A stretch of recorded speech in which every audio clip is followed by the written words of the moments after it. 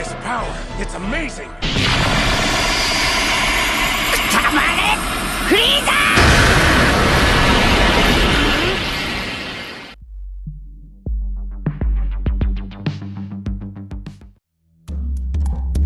Get out of here, you fucking piece of fucking trash!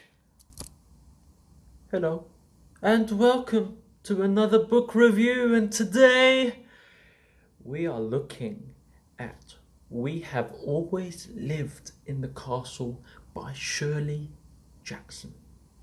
So, put simply, We Have Always Lived in the Castle is a story of how a house becomes haunted.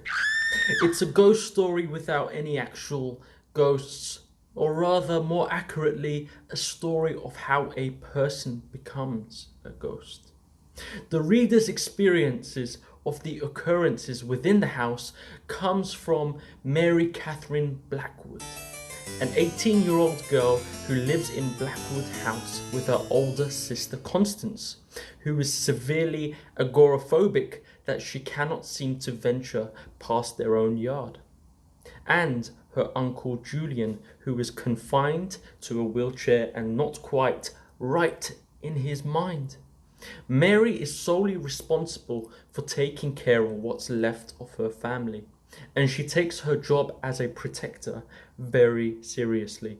She's implemented a series of talismans to guard safe the house against hostile townspeople who view her as a malicious enemy.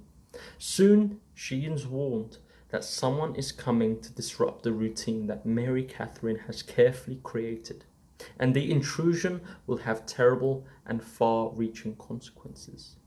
So, will this tale live up to its long-standing reputation? Let's find out.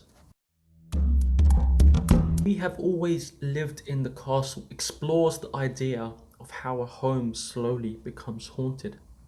Mary Catherine and Constance, who have become figurative lepers in their town, due to an incident at their family dinner table 6 years before, leaving half of their family poisoned to death, hardly ever leaving their property and being openly hated by the townspeople. They are kept company by their ailing, eccentric uncle until one day a cousin comes knocking and their lives are changed for the worse. It becomes apparent that Mary is not 100% stable mentally, as she believes she has magical powers to protect herself, her family, and her home. She has fantasies about how her dead family members should have treated her before they died, and she harbours rather sadistic and murderous feelings towards the townspeople who teases them. This story had an aura of urban legend to it.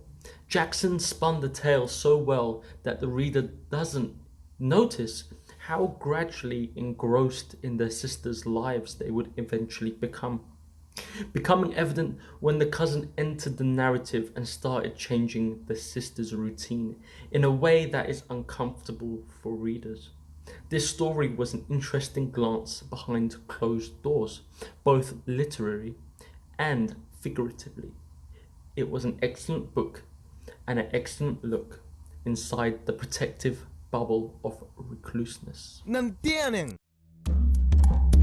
My favourite quotes from the castle we all lived in would probably be within the first few pages. Our narrator describes herself as follows, quote, "I have often thought that with any luck at all, I could have been born a werewolf, because the two middle fingers on both of my hands are the same length, but I have had to be content with what I had." Unquote. Little does the reader know just how well this describes Mary until little later in the tale. Another excellent quote would be, quote, "On the moon we wore feathers in our hair and rubies on our hands. On the moon we had gold spoons." Unquote. This quote was extremely powerful also. The reader starts to understand our narrator's character in an intimate manner from the very beginning. We begin to see her disconnection from reality, and her multiple references to the moon truly shows how she wishes to be separated from reality.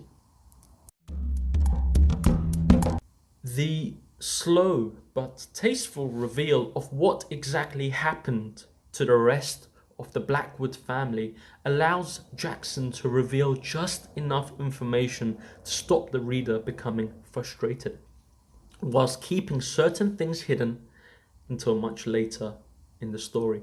It's very crucial that we see the entire story through Mary's eyes specifically, because as the tale develops, we see that she's not the most reliable narrator.